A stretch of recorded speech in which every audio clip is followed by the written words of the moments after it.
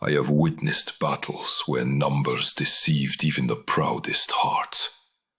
Tonight's tale is one of them. The field opened crimson beneath us, a pit of jagged roots and ash. Across that scarred ground stood the host of the Radiant, a congregation of winged healers and chanting priests. Each prayer they offered became a spark of life in their master's chest. Their candles never burned out.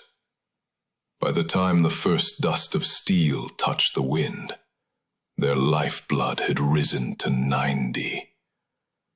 A mountain of hope they believed could never be climbed. Opposite them stood the Wanderer of the Loop. His lantern burned low, his own life force wavering at 6, 10. Never more than a breath from silence. Beside him, only a handful of allies. A black-winged Aven circling overhead. A steel-eyed duelist with a crimson banner. A spectral swordsman that rose from shadows. And 2 silent figures cloaked in law. The Watcher of Exile and the Keeper of Chains. Between them, the Palantir of Orthain flickered with every heartbeat, whispering the weight of coming days. The Radiant host believed the battle already theirs.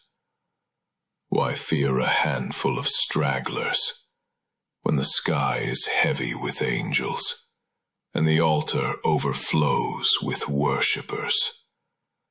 Their leader lifted his hand, and the white tide surged forward, wings flashing, voices rising, each strike promising the Loop Walker's end.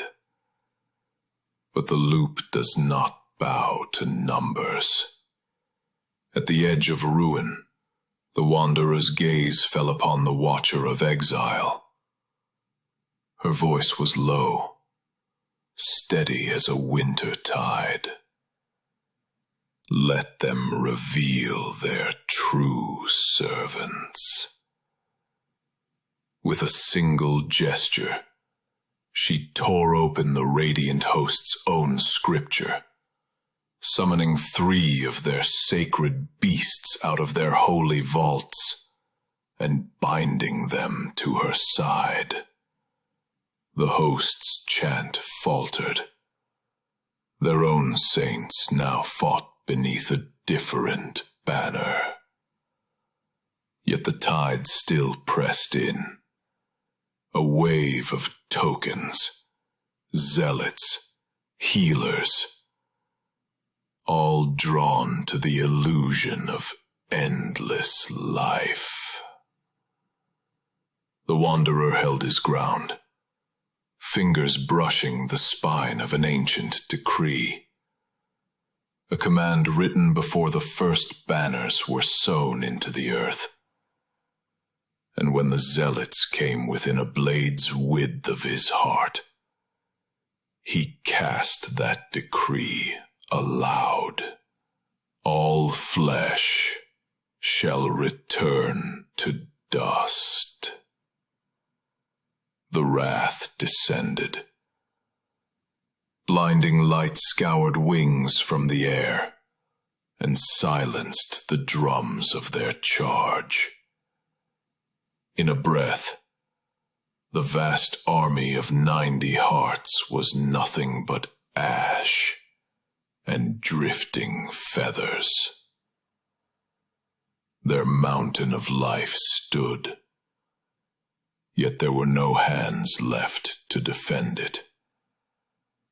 From that hollow silence rose the crimson-bannered duelist, his blade drawn for the countermarch.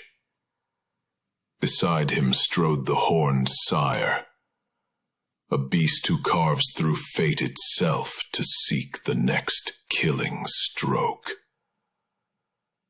Together they advanced, while the Palantir pulsed, each beat marking the foe's dwindling hope.